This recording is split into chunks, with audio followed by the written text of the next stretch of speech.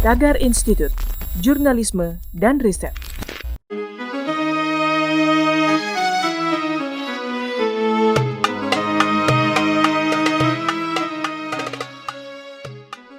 Halo Tagarians, para penonton Tagar TV dan juga pembaca Tagar ID, ketemu lagi sama saya, Kori Olivia.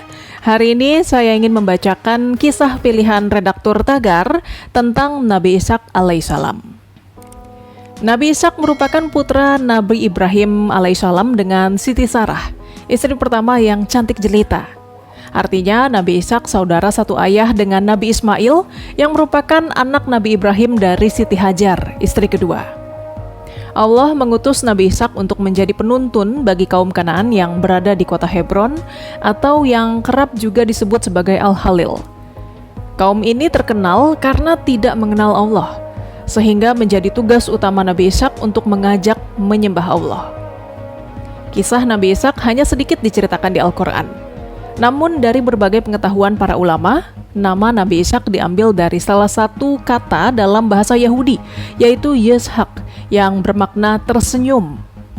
Nama ini diberikan kepada Nabi Ishak lantaran Siti Sarah tersenyum ketika diberikan kabar malaikat Jibril bahwa ia akan dikaruniai keturunan laki-laki, dan kelak putranya akan dijadikan sebagai salah satu Nabi Allah.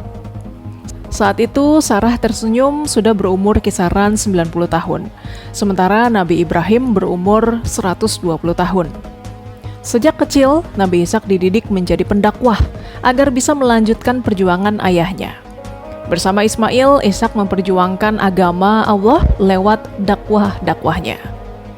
Namun saat Nabi Ibrahim sudah mulai memasuki usia senja, Ishak belum juga didekatkan dengan jodohnya. Nabi Ibrahim begitu hati-hati dalam mengarahkan Ishak memilih wanita. Nabi Ibrahim tidak berkenan jika Ishak menikah dengan gadis dari kaum Kanaan karena tidak mengenal Allah. Hingga pada suatu hari, Nabi Ibrahim mengutus seorang untuk pergi ke Irak agar dapat membawa seorang perempuan yang berasal dari keluarganya. Akhirnya perempuan yang didatangkan itu bernama Rafkah binti Batuail bin Nahur yang kemudian dinikahkan dengan Nabi Ishak. Dari pernikahan tersebut, Nabi Ishak dikaruniai keturunan dua anak kembar. Anak pertama dinamakan Al-Aish dan anak kedua dinamakan Yakub.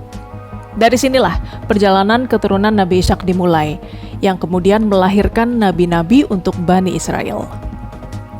Kisah Nabi Ishak ini disebut sebagai permulaan dari kisah-kisah nabi lain yang berjuang berdakwah untuk Bani Israel, yang merupakan kaum yang sangat sulit diatur. Dalam Al-Quran, nama Nabi Ishak disebut sebanyak 15 kali, dengan sebutan kenabian sebanyak 10 kali dan sebutan keutamaannya sebanyak 9 kali.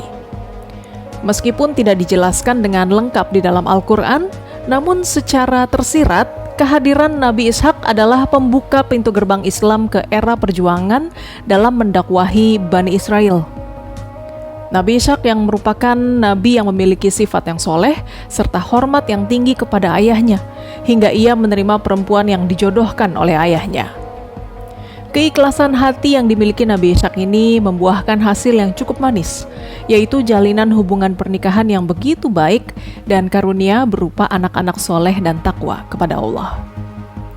Wafatnya Nabi Ishak pada beberapa ayat Al-Quran juga menunjukkan bahwa Allah memuji kemuliaan akhlak Nabi Ishak. Dengan demikian, itu pastilah cukup untuk dijadikan sarana meningkatkan keimanan umat Islam kepada Allah beserta Nabi dan Rasul-Nya.